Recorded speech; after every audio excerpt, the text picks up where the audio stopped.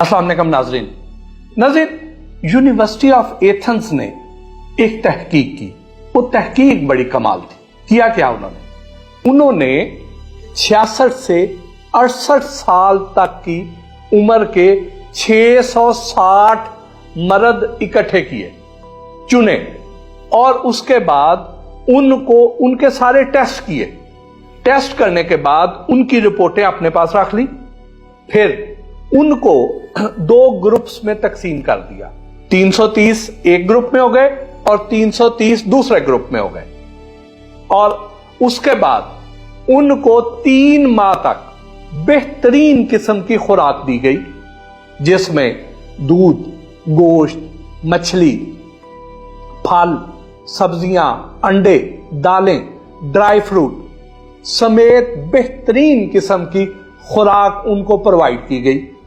और उनमें से एक ग्रुप की खुराक में जैतून का तेल एक खास तनासब के साथ, एक खास रेसिपी के तहत एक ग्रुप को दिया गया और दूसरे ग्रुप को नहीं दिया गया। 3 माह बाद उन्होंने उनके दोबारा फिर सारे टेस्ट किए। जब टेस्ट किए तो हैरानकुन नतीजा आया।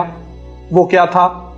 वो ये था कि जिस ग्रुप को जैतून का तेल दिया गया था खुराक, दूसरी खुराक के साथ, खुराक दोनों ग्रुप की एक जैसी थी, बस एक ग्रुप को इजाफी जैतून का तेल भी शामिल किया गया उसमें। तो जब टेस्ट हुए तो जिस ग्रुप को जैतून का तेल जिसकी खुराक में शामिल किया गया था, उनमें, उनके मर्दों में टेस्टोस्टेरोन हार्मोन की मिकदार दूसरे ग्रुप से 40% ज्यादा थी। यह बहुत कमाल रिजल्ट निकला। आप अब हैरान होंगे कि यह टेस्टोस्टेरोन हार्मोन क्या चीज है। यह टेस्टोस्टेरोन हार्मोन बहुत ही कमाल हार्मोन है। इसको मर्दाना हार्मोन कहते हैं।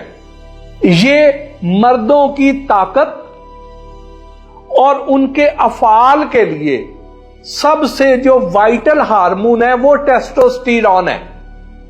ये जो कहते हैं कि मर्द कभी बूढ़ा नहीं होता, उसके पीछे यही टेस्टोस्टेरोन हार्मोन होता है। इसकी मिकदार 40 साल के बाद कम होना शुरू हो जाती है। और उससे फर्क क्या पड़ता है? जहां उसकी मर्दाना ताकत को फर्क पड़ता है, वहां उसकी आवाज को भी फर्क पड़ता है। उसकी आवाज में रोब दबदबा खत्म होना शुरू हो जाता है। उसके बालों पर फर्क पड़ता है, उसकी हड्डियों पर फर्क पड़ता है, उसके आसाबी निजाम पर फर्क पड़ता है, उसके हर चीज पर उसका फर्क पड़ता है। और अगर ये टेस्टोस्टेरोन हार्मोन की मिकदार ही कम ना हो, इसका लेवल ठीक रहे, इसकी पैदावार ठीक रहे, तो मर्द कभी बूढ़ा ही नहीं होता। ये जो टेस्टोस्टेरोन का लेवल कम होना है, उसके पीछे कई वजूहात हैं। उम्र, एज फैक्टर, ये भी एक फैक्टर है। फिर जो माली परेशानी है या दूसरे परेशानी, स्ट्रेस, दबाव, वो भी इसकी बहुत बड़ी वजह है।